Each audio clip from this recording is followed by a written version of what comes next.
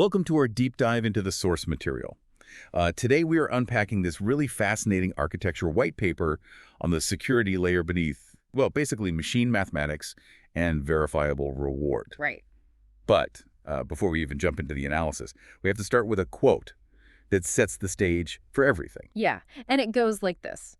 An exploit is an existential claim. There exists an input that did this. It comes with its own certificate. Run it. A security property is universal. For all inputs, this doesn't happen. You can't run a for all. That's the whole episode, and most of the season is a consequence. Okay, let's unpack this. Because that quote, it dictates everything about how we secure advanced systems today. It really does. It's the absolute bedrock concept. The entire discipline of security engineering basically sits downstream of this mathematical difference between, finding something that exists and proving that something does not exist anywhere. Right. And if we misunderstand this foundational asymmetry, pretty much every assumption we make about defending systems, especially AI systems, it just breaks down completely. Yeah, I was trying to visualize this asymmetry before we started recording. And it basically boils down to the classic needle in a haystack problem, but taken to its absolute logical extreme. Right. So finding an exploit, the offensive side of security, is like finding a single needle in a massive haystack. Yeah. It's an existential claim. Yes. You just have to hold up the needle and say, hey, look, it exists. The proof is right there in your hand. Yeah. You can run the exploit. You can demonstrate the breach. Exactly. You just read But it. verifying security, which is the defensive side, that's like having to mathematically prove that there are absolutely no needles in the entire haystack. Right. Which is That's a universal claim. You would have to, you'd have to check every single piece of hay in every possible configuration forever. Yeah. And the difficulty of that universal claim, that's exactly why things feel so precarious right now in the industry. Yeah. We are deploying these machine learning models and automated development environments that operate at a scale we've never dealt with before. Right. The haystacks are getting infinitely larger. Exactly. And the common belief that's taken root across the industry is that because security properties are universal, because they carry no finite witness, like no single piece of hay you can hold up to prove complete safety, they simply cannot be verified. Wow. And that assumption, it breeds this sort of fatalism. Yeah, I could see that. This idea that true security in advanced systems is fundamentally impossible, and we just have to, accept catastrophic risk as the cost of doing business. Okay, but I have to challenge that fatalism a bit. Sure. Because if you can never run a for-all test and you can never definitively prove the haystack is empty, then why is anyone even bothering to run a security team? Right. If defense is mathematically impossible, the entire cybersecurity industry sounds like a shared hallucination. Yeah. Like, how does anything work? There has to be some mechanism that actually functions. Otherwise, our whole digital infrastructure would have collapsed a decade ago. Your skepticism is entirely justified there, and it points us directly to the first major correction in our source material. Okay.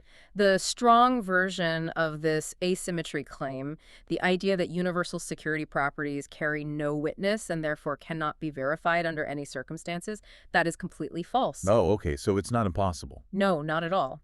A formal methods reviewer would destroy that fatalistic argument in a single line. Wait, really? Just one line? Yeah. We actually have entire highly productive disciplines built on the exact fact that universal security properties can be proved and verified by construction. Okay, so we're not just staring at the haystack guessing. No, we're not. And the source material points directly to cell 4 as the prime counter example here. It's a FIL4, that's a microkernel, right? Exactly. It's a verified microkernel. So what does verified actually mean in this specific context? Because marketers use that word all the time. Oh, sure, yeah. But here we're talking about mathematical verification rather than just, writing the C code and patching vulnerabilities as attackers find them, which is the normal. Right, the whack-a-mole approach. Right, exactly. Instead of that, the developers of Cell 4 wrote a rigorous mathematical specification of what the kernel is supposed to do. Okay.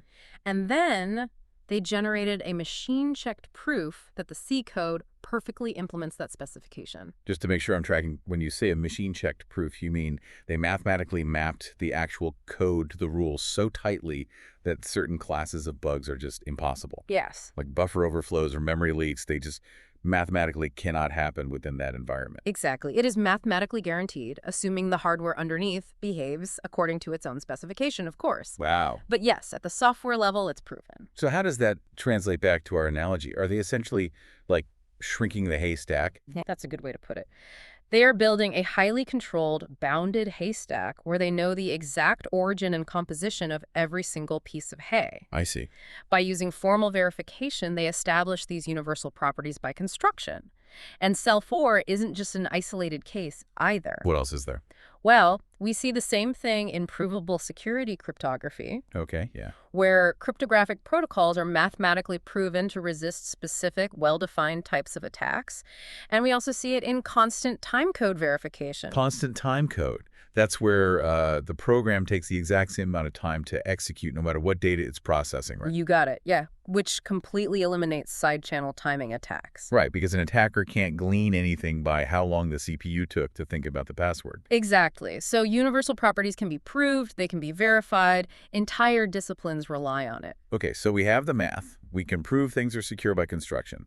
But if we connect this to the bigger picture, there is a massive caveat hovering over this. Huge caveat.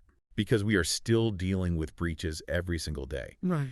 If we have the mathematical capability to prove a system is secure, why is the real world still so incredibly messy? Yeah.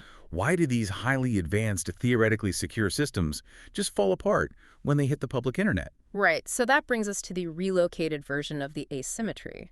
The asymmetry didn't disappear. It relocated to a much more interesting and honestly a much more dangerous place. Okay, where did it move? It moved from the realm of pure mathematics into the gap between the model and reality. The gap between the model and reality. Exactly. See, defense needs a proof against a model of the system, Right. but offense only needs one witness against the real system. Oh, wow. Every attack you've ever admired was a demonstration that the model omitted something. Rohammer said memory has physics. Spectre said the ISA left out the microarchitecture. Yes, that is exactly it. Those two specific examples perfectly illustrate this relocated asymmetry. Let's drill into those, because they're fascinating. Let's do it.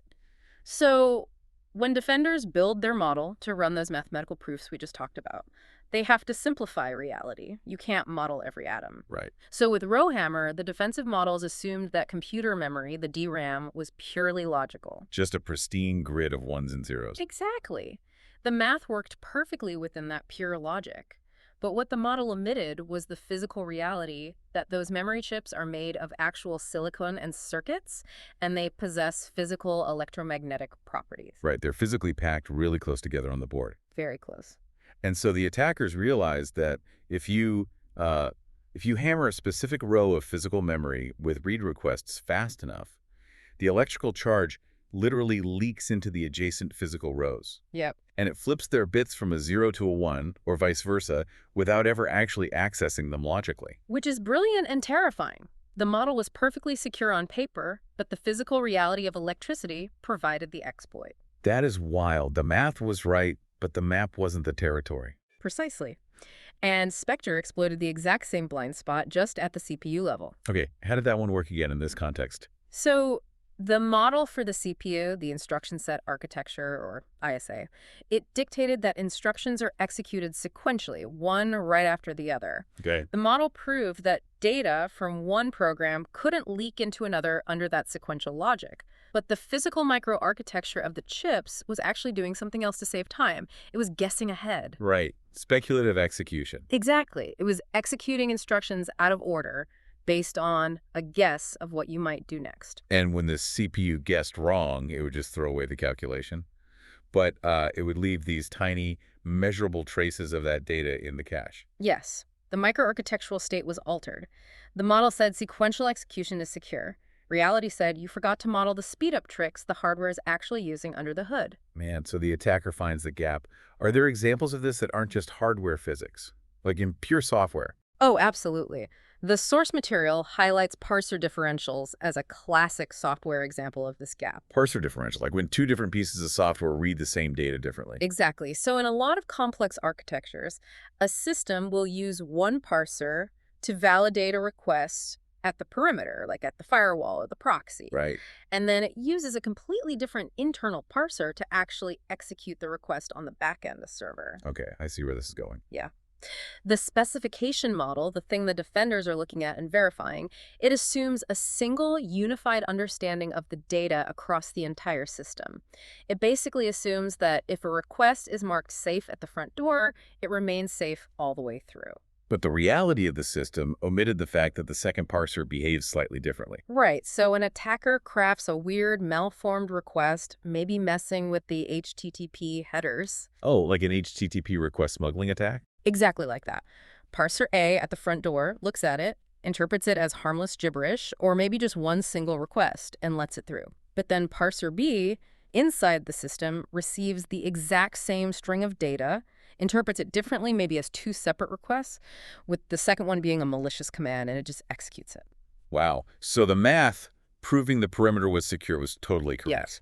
Yeah. But the model just failed to capture the systemic reality of that internal handoff. And that right there is the whole game. The entire discipline of security engineering lives in this exact gap.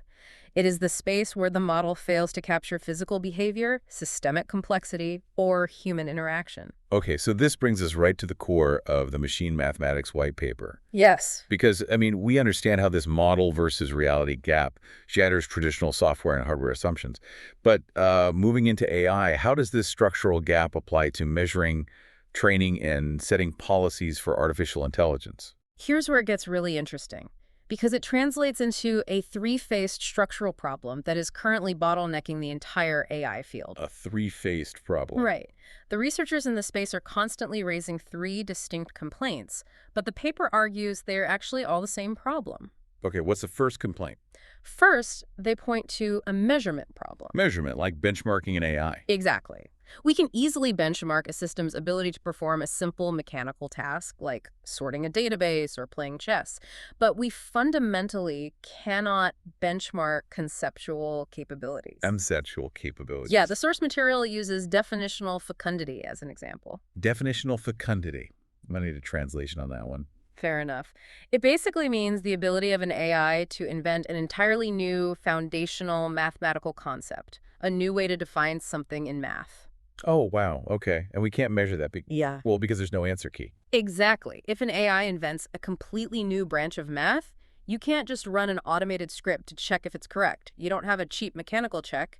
You would need a team of human mathematicians to spend, months evaluating it. Right. So we can't measure the edge of its capability. What's the second complaint?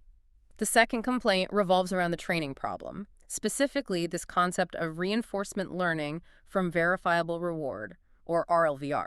Okay, let's pause there and just clarify the mechanism of RLVR for a second, because we hear a lot about RLHF, which is reinforcement learning from human feedback. Right. Where a human basically gives a thumbs up or thumbs down to the AI's answer. But RLVR is different. Very different. RLVR is essentially training an AI through automated trial and error. The AI attempts a task, and if it succeeds, a programmatic function of verifier hands it a digital reward, reinforcing that behavior. So there's no human in the loop. Right. And it works incredibly well when the reward is tied to a cheap mechanical check, like winning a game of Go or writing a Python script that passes a pre-written unit test. The verifier can just run the test, see the pass or fail, and give the reward instantly. Right, millions of times a second. Exactly, because the success condition is finite and easily observable. But I'm guessing that falls apart with conceptual stuff. Completely.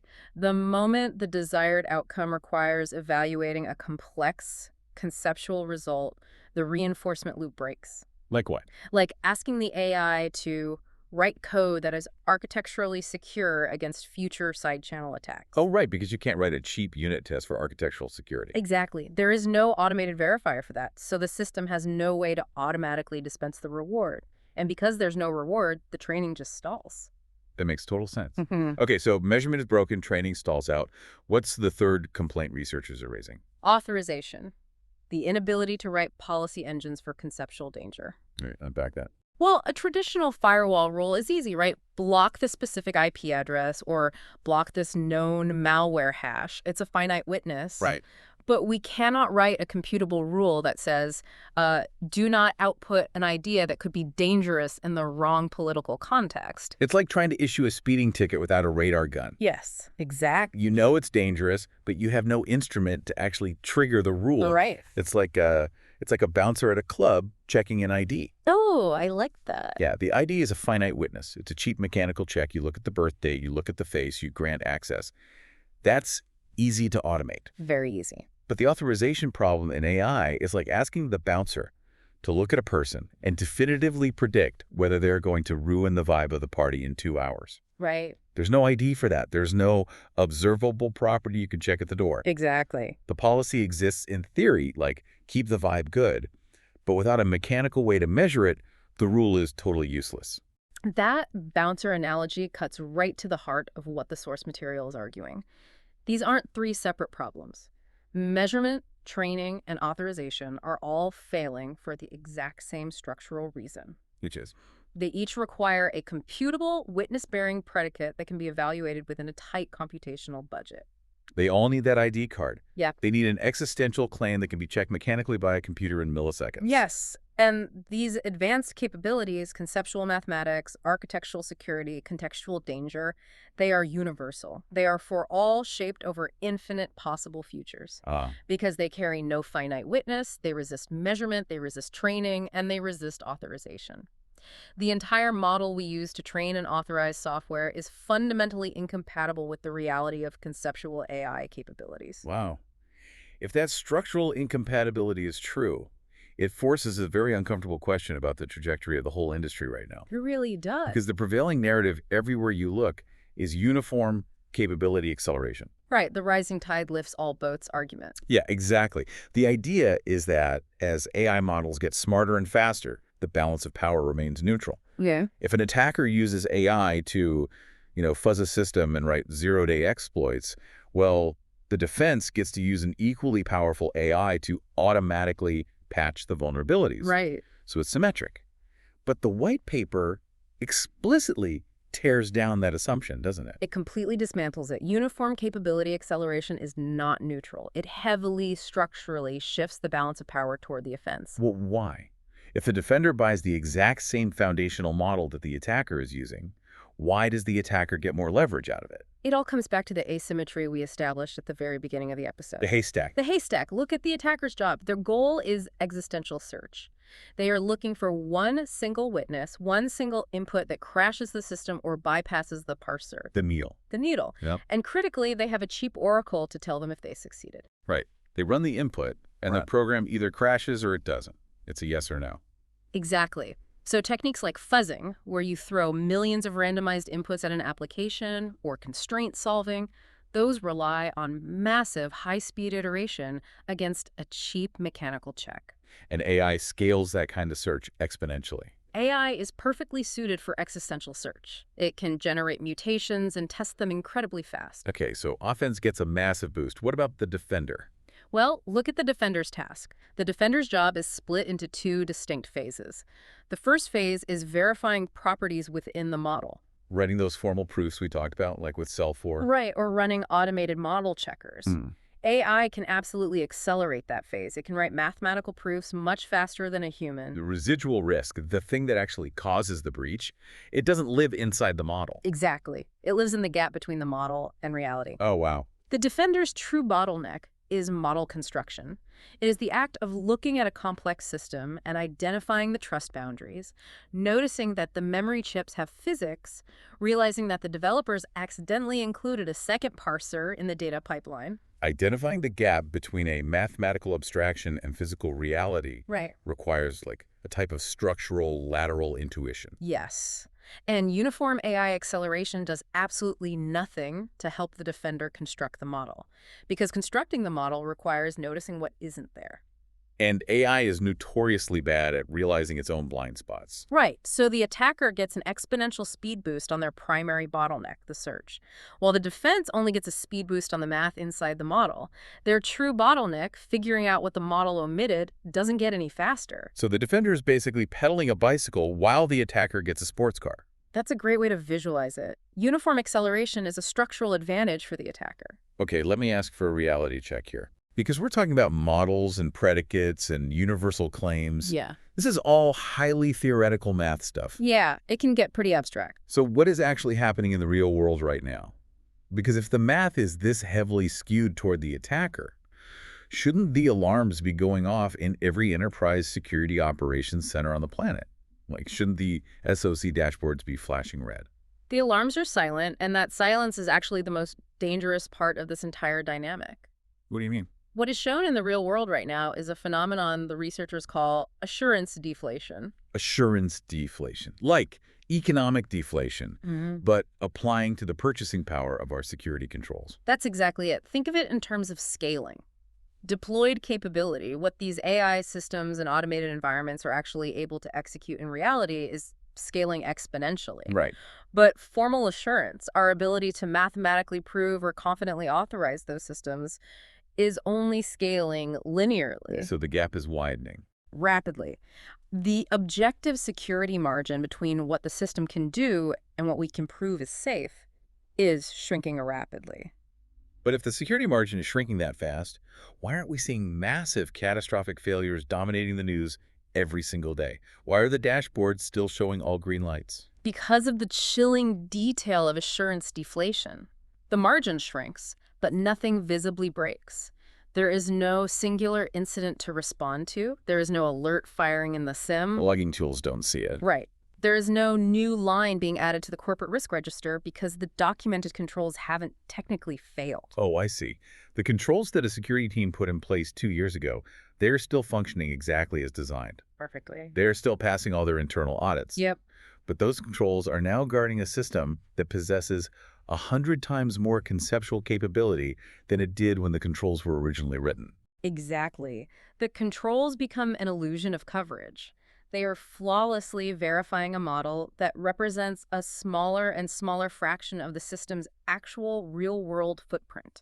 So the green lights on the dashboard are just telling you that the model is safe, but the system has outgrown the model entirely. Right. Assurance deflation happens completely in silence, right up until the exact moment an attacker finds the gap. Wow. Okay, so what does this actually mean for someone listening to this? Yeah, how do we fix it? Right, because the mathematical asymmetry guarantees the model is flawed, uniform AI acceleration strictly favors the attacker, and the internal dashboards are basically lying to us because of assurance deflation. It sounds bleak. It does. What are the concrete actions a security leader or an engineer can take when they log into work on Monday morning? The source material lays out 3 concrete, highly pragmatic actions, structured in ascending order of cost and effort. Okay, let's go through them. What's cost level 1? Cost level 1, which is the lowest effort but often the most revealing action. Write down your adversary model and beat it. Hold on. Write down your adversary model. Threat modeling is a staple of any security program. True. Are you telling me that a standard threat model isn't the same thing as an adversary model? That sounds like we're just splitting semantic hairs. The distinction is vital, actually. Really? How so? Well, most organizations have a threat model for the system. They map out the data flows, they list the open ports, the API endpoint. Right, they draw the architecture diagrams. Exactly, model the architecture, but they rarely have an adversary model, which defines explicitly what the attacker is assumed to be able to read, write, influence, and observe. Oh, I get it. It's the difference between mapping the layout of the bank vault versus explicitly writing down, we assume the bank robbers cannot dig a tunnel under the floor. That's a perfect analogy. If you don't explicitly write down what you assume the attacker's constraints are, you can never review those assumptions and you will never discover when reality proves them wrong. If your unwritten assumption is that the attacker can't exploit memory physics, but they can, you need that written down so someone on the team can eventually point to the paper and say, hey, this assumption is no longer valid. If it's not written, it can't be found to be wrong. Exactly. That immediately gives a team a baseline to measure the model reality gap. Okay, what is the second action? Cost level 2, which requires medium effort. Audit the model, not the controls. Because auditing the controls just proves that the internal logic of the model is working, Exactly. which feeds right back into the illusion of coverage we just talked about. Right. Control audits will almost always pass. They are just verifying that the rules you wrote are executing. Instead, you need to rank your model's foundational assumptions by the blast radius if they fail. The blast radius. Yeah. Yeah. You look at the adversary model you just wrote down and you ask, which assumption here is doing the most heavy lifting? And what is the exact consequence to our business and our data if physical reality proves that assumption wrong? So you're forcing the team to audit the gap itself. You're auditing what happens when the attacker brings a drill to the bank vault floor. Exactly right. Okay, what is the third and highest cost action for Monday? Cost level 3 is high effort because it actually impacts procurement and strategy. Okay. Stop treating automation lift as symmetric in your security planning. Explain that. When your team is evaluating a shiny new AI security tool from a vendor, you have to ruthlessly evaluate which side of the model versus reality split it lands on. Right, because of the acceleration bias. Exactly. If the vendor pitches a tool that accelerates in-model verification, like something that automates unit testing, or uses AI to run faster static analysis on the code to make sure it matches the specification, You budget for it. yes, So- you budget for it because that addresses a problem AI can actually solve. It's doing the math inside the model faster. But if the vendor claims their AI tool will accelerate model construction, if the marketing material promises the AI will automatically discover your trust boundaries, or identify novel physical side channels that humans missed, or authorize conceptual capabilities, I need to interrogate that. you need to aggressively interrogate how exactly it does that. Because based on the fundamental asymmetry we've unpacked today, that claim is almost always false. Because an AI tool that relies on a computable predicate cannot map the uncomputable gap between a mathematical model and physical reality. You nailed it. That is a phenomenal filter for cutting through the absolute noise of AI security marketing right now. It really is. It gives practitioners a mathematical framework to separate the tools that actually lift the defense from the tools that just add to the assurance deflation. Exactly. It's about knowing where the limits of the math actually are. Well, this has been an incredibly eye-opening deep dive, but it leaves us with one final, very uncomfortable thought for everyone to mull over. What is that? If uniform acceleration strictly favors an attacker's search capabilities, what happens when 15 years of flawless DevOps maturity reproducible builds, hermetic CI, and deterministic testing accidentally hands that adversary the perfect high-speed environment to optimize against?